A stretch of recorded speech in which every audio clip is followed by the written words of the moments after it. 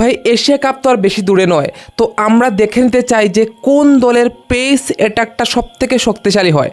হ্যাঁ, অর্থাৎ আমরা আজকে কথা বলতে চলেছি যে কয়টা দল রয়েছে যাদের ফাইনাল খেলার সম্ভাবনা খুব বেশি রয়েছে, তাদেরকে নিয়ে দেখে নেব যে ভাই পেস অ্যাটাকটা শক্তিশালী কার।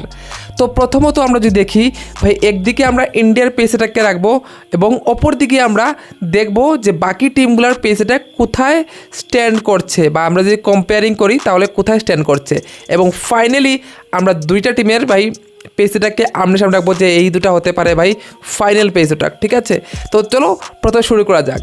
তো ইন্ডিয়ার পেস অ্যাটাকের ভাই নাম্বার ওয়ান, শুধু ইন্ডিয়ান না ভাই, পুরো বিশ্বের number one T20 specialist pacer Jasprit Bumrah রয়েছে ইন্ডিয়ার কাছে, আর কি চাই বলো। এবং সাথে রয়েছে ভাই অর্শদীপ সিং, টিম ইন্ডিয়ার হয়ে সব থেকে বেশি উইকেট টেকার লেফট হ্যান্ডেড ভাই পেসার, প্রথম ওভারে ভাই প্রায় ম্যাচেই উইকেট নেওয়া সেই বোলার।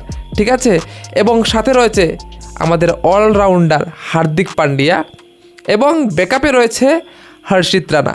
তো যদি আমরা দেখি পেস অ্যাটাকের দিকে, তো আমরা তো জানি যে বুমরা, হার্দিক পান্ডিয়া এবং সাথে ভাই অর্শদীপ সিং খেলতে চলেছে টিম ইন্ডিয়ার থেকে। তো এই তিনটা পেসারের সামনে কোন টিম অত বেশি টিকতে পারবে সেটাই ভাই দেখার বিষয়, কারণ এই তিনটা পেসার কিন্তু ভাই দারুণ। কিন্তু হার্দিক পান্ডিয়া কিন্তু প্রুফ করে দেখিয়েছে যে সে একটা দারুণ অলরাউন্ডার, শুধু ব্যাটিং নয় বোলিংও কিন্তু সে দারুণ করে।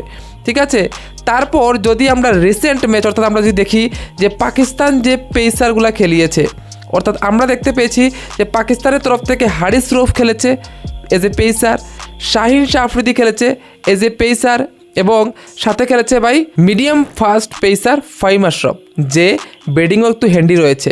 তো আমরা যদি ভাই সামনাসামনি নেই যে ইন্ডিয়ার এই পেসারের সামনে ভাই, আমরা যদি পাকিস্তানের পেসার দেখি এবং রিসেন্ট রেকর্ড দেখি এবং ভাই ওদের যদি আমরা পরিসংখ্যান করি, তাহলে নিশ্চয়ই বুমরার সামনে ভাই কেউ টিকছে না, না ভাই শাহিন শাহ আফ্রিদি টিকবে না হারিস রৌফ টিকবে।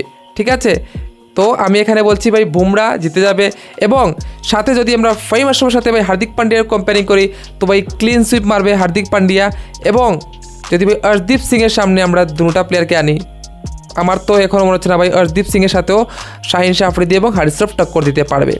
তো এখানে তো ক্লিন শিট ভাই মিলছে আমার মনে হচ্ছে যে ইন্ডিয়ার যে পেসার রয়েছে তাদের কাছে। এবং হ্যাঁ, তোমরা একদম পালাতেও পারবে না, ঠিকঠাক পেসার রয়েছে কিন্তু পাকিস্তানের কাছেও। ঠিক আছে, তো ভাই আমি যদি বলি যে ভাই অন পেপার ঠিকঠাক পেসার রয়েছে, এত খারাপও নয়। তারপর আমরা যে টিমের কাছে যাব সেটা হচ্ছে গিয়ে ভাই আফগানিস্তান। যে আফগানিস্তানের যে পেসারগুলো রয়েছে তারা কেমন রয়েছে একটু দেখে নেব। ঠিক আছে, এক নজরে যে তাদের যে পেসিং যে অ্যাটাকটা রয়েছে সেটা কেমন। তো সেটা যদি আমরা দেখতে চাই, সেইখানে আমরা দেখতে পাচ্ছি যে রয়েছে ভাই আমাদের ফজল হুক ফারুকি, তারপর রয়েছে গুলবদিন নাইব, যেও কিছুটা ভাই বোলিং করতে পারে ফাস্ট বোলার, করিম জান্নাত, সেও ফাস্ট বোলিং করতে পারে, সাথে ওমর জাই, অর্থাৎ সবগুলোই প্রায় অলরাউন্ডার একমাত্র ফারুকি ছাড়া।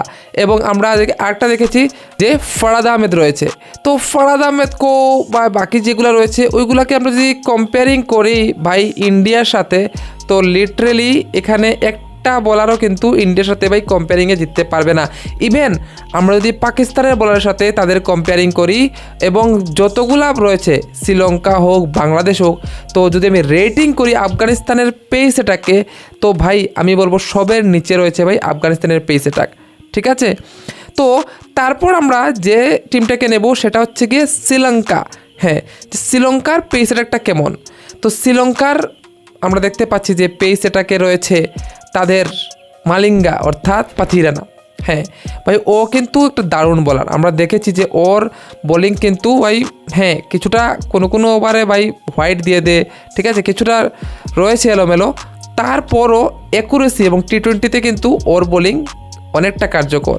তো মথিসা পাথিরানা, এবং সাথে আমরা দেখতে পাচ্ছি যে ওদের আরেকটা বোলার নুয়ান তুষারা, ভাই ও কিন্তু ভালো বোলিং করে থাকে। তারপর রয়েছে দুষ্মন্ত চামিরা। তো সেই দিক থেকে দেখলে ভাই শ্রীলঙ্কার পেস অ্যাটাকটা কিন্তু দারুণ লাগছে। ঠিক আছে, হ্যাঁ স্পিনারও ভালো রয়েছে, এটা অন্য ভিডিওতে বলবো। তো পেস অ্যাটাক যদি আমরা শ্রীলঙ্কার দেখি, ভাই নুয়ান তুষার আমরা দেখেছি ভালো বোলিং করে, দুষ্মন্ত চামিরা এবং পাথিরানা। তো পেস অ্যাটাকটা কিন্তু শ্রীলঙ্কার সেই লেভেলের লাগছে। তো আমি যদি ইন্ডিয়ার সাথে ভাই কম্পেয়ারিং করি, তো বলবো ভাই ইন্ডিয়া থেকে একটু নিচে রয়েছে, কিন্তু কিন্তু এখন অবধি যে দুটো দলের কথা বলেছি অর্থাৎ পাকিস্তান এবং আফগানিস্তান থেকে কিন্তু উপরে রয়েছে ভাই এই শ্রীলঙ্কার পেস অ্যাটাক। তোমাদেরকে মতামত কমেন্টে বলে দিও, ঠিক আছে। তো তারপর চলো আমরা যাচ্ছি বাংলাদেশের কাছে, ঠিক আছে। লাস্ট যার পেস অ্যাটাক দেখবো সেটা হচ্ছে কি বাংলাদেশ। এবার যদি আমরা বাংলাদেশের পেস অ্যাটাকটা দেখি তাহলে বাংলাদেশের পেস অ্যাটাকটা কিন্তু ভাই আসলে লিটারেলি অনেক ভালো পেস অ্যাটাক। সেখানে রয়েছে তাদের কাটার মাস্টার মুস্তাফিজুর রহমান এবং সাথে রয়েছে ভাই অভিজ্ঞতা। আমরা দেখেছি যে মুস্তাফিজুর কিন্তু ডেথ ওভারে হোক মিডল ওভারে হোক ভালো বোলিং করে থাকে। তো তার সাথে রয়েছে আরেকটা অভিজ্ঞ বোলার তাসকিন আহমেদ। হ্যাঁ ভাই তাসকিনও কিন্তু লিটারেলি ভালো বোলিং করে থাকে বাংলাদেশের হয়ে এবং আমরা দেখেছি যে ইদানিং কিন্তু তাসকিন বিশেষ করে পাকিস্তানের বিরুদ্ধে যে সিরিজটা ছিল ওই সিরিজও ভালো বোলিং করেছে। তারপর যে আরেকটা প্লেয়ার রয়েছে যে আমরা বলি ভাই তানজিম হাসান, হ্যাঁ তানজিম হাসানও কিন্তু ভাই ওদের জন্য ভালো বোলিং করছে এবং সাথে শরীফুল ইসলামও দেখেছি যে ঠিকঠাক, হ্যাঁ বলবো এত বেটার না বাট ঠিকঠাক বোলার ভাই রয়েছে বাংলাদেশের হয়ে এবং মোহাম্মদ সাইফুদ্দিনও রয়েছে তাদের এই পেস অ্যাটাকে, ঠিক আছে।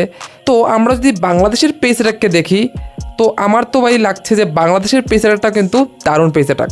হ্যাঁ লিটারেলি ইয়ার, হ্যাঁ বলতে পারো যে ইন্ডিয়া থেকে তো নিচে অবভিয়াসলি ভাই বুমরা, অর্শদীপ সিং এবং হার্দিক পান্ডিয়া তো আশেপাশেই হবে না, তো ওদের থেকে তো নিচে রয়েছে কিন্তু বেশি নিচে রয়।